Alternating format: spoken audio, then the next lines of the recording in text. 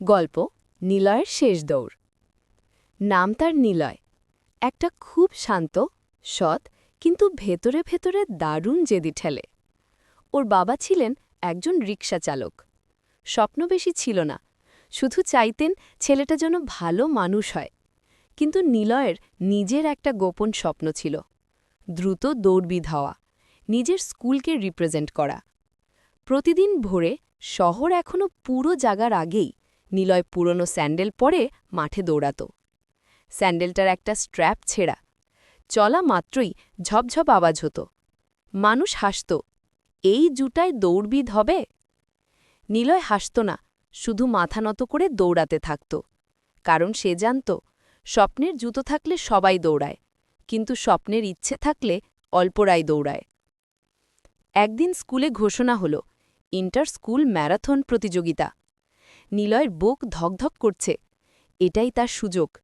Form তুলতেই দেখল entry fee দিতে হবে। টাকার পরিমাণটা খুব বেশি না, কিন্তু নিলয়ের বাবার জন্যে এটা একদিনের আয়ের সমান। বাবা চুপ করে রিকশার হ্যান্ডেল চেপে ধরলেন, বললেন, বাবা, দৌড়াতে চাইলে দৌড়াস, স্বপ্নের দৌড় থামায় না টাকা। এবং শেষ কদিনের জমানো টাকাটা হাতে তুলে দিলেন। নিলয় চোখ নামিয়ে বলল, একদিন আমি তোমার জন্যে ভালো জুতো কিনব বাবা। বাবা শুধু হাসলেন। ম্যাচের আগের দিন বন্ধুরা সবাই নতুন নতুন ব্র্যান্ডের জুতো কিনেছে। কারোর বুকে নাম্বার প্রিন্ট করা স্পোর্টস টি শার্ট, কারোর কাছে দৌড়বিদদের স্মার্ট ঘড়ি। নিলয়ের কাছে কিছুই নেই, শুধু ছেঁড়া টেপ মারা স্যান্ডেল আর একটা পুরনো স্কুল শার্ট। কিন্তু ওর চোখে দেখা যাচ্ছিল একটাই জিনিস, বিশ্বাস। ম্যারাথনের দিন মাঠে মানুষের ভিড়, ব্যানার, মাইক, ঘোষক সবই একদম উৎসব মুখর। স্টার্টিং লাইনে দাঁড়িয়ে নিলয় দেখল বাকিদের জুতো চকচক করছে, আর তার স্যান্ডেলটা স্ট্র্যাপ ধরে টিকিয়ে রাখা। গান ভেসে এলো, 3, 2, 1, গো! সবাই দৌড়ে ঝড় তুলল। নিলয়ও ছুটল, কিন্তু মাঝপথে স্যান্ডেলের স্ট্র্যাপ ছিঁড়ে গেল। সে থামল না, স্যান্ডেল খুলে হাতে নিল, খালি পায়ে দৌড়াতে শুরু করল। মাটির পাথর কাটছিল পায়ে, জুতার শব্দ নেই, কিন্তু নিলয়ের নিঃশ্বাস আর সংকল্পের শব্দ ছিল।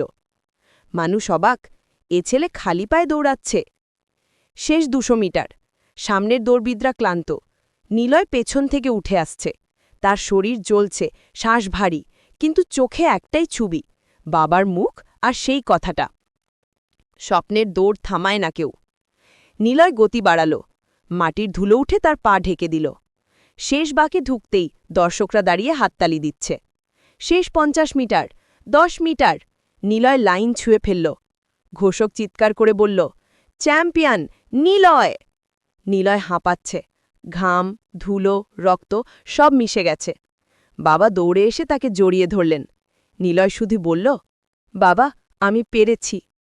বাবা কাঁদতে কাঁদতে বললেন, তুই শুধু জয় করলি না, প্রমাণ করলি জুতো নয়, মন দৌড়ায়।